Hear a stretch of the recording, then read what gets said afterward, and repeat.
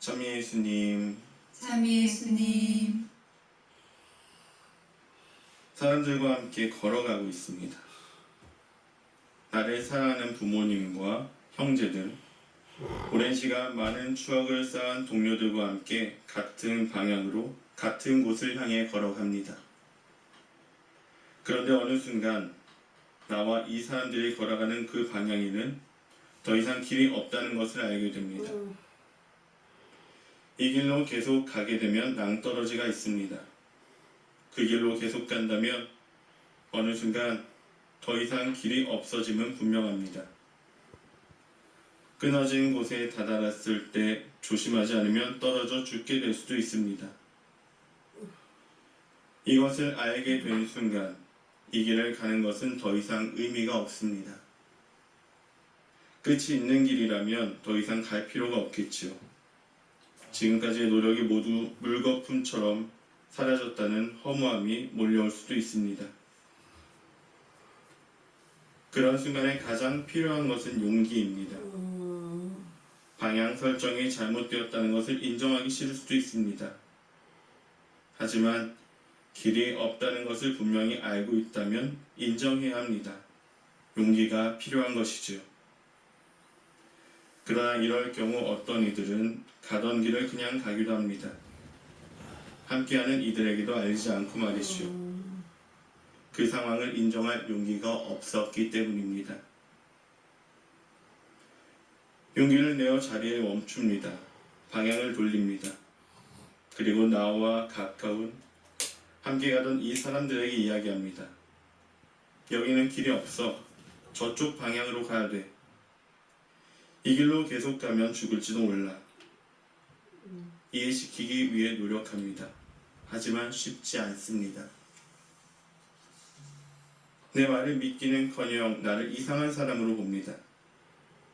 환상에 빠져있는 현실 감각이 없는 사람처럼 봅니다. 넌 현실을 몰라. 그런다고 달라지는 것은 없어. 이러니까 너가 그 모양으로 사는 거야. 결국 모두가 나서서 나를 손가락질하며 비난합니다. 아무리 설명을 해도 감정에 호소를 해도 나의 말을 믿지 않습니다. 이해하지 못합니다. 이해하려 하지 않는 것처럼 느껴지기도 합니다. 그래도 포기할 수는 없습니다.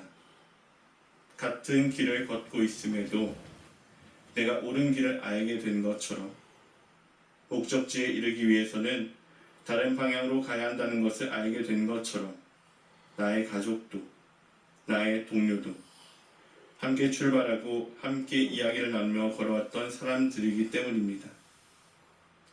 내가 알 수 있었던 것처럼 그들도 이것을 이해하고 받아들일 수 있는 사람들이기 때문입니다. 그래서 포기할 수 없습니다. 다시 한번 이 길이 아니라고 간절히 이야기합니다. 우리가 찾는 길, 하느님의 사랑을 닮아가는 길, 그리스도의 삶을 따라가는 길은 항상 세상 안에서 지지받고 인정받을 수 없는 길입니다. 모든 사람에게 양심이라는 것이 있고 선을 향한 감각이 있기는 하지만 많은 경우 그것을 깨닫지 못하고 있습니다. 외면하기도 하죠. 이들은 여전히 잘못된 방향으로 걸어가며 갖가지 좋은 이유와 가치로 의미를 부여하기도 합니다. 그리고 우리의 선택을 손가락질하며 비난합니다. 우리에게는 선택이 남습니다. 비난받고 박해받으면서도 이들이 옳은 방향을 선택하도록 끊임없이 노력할 것인가? 모두에게 자유가 있으니 그들의 자유를 존중하겠다는 이유로 그들이 낭떠러지로 가는 것을 외면할 것인가? 우리의 믿음은 이 선택에 따라 드러납니다.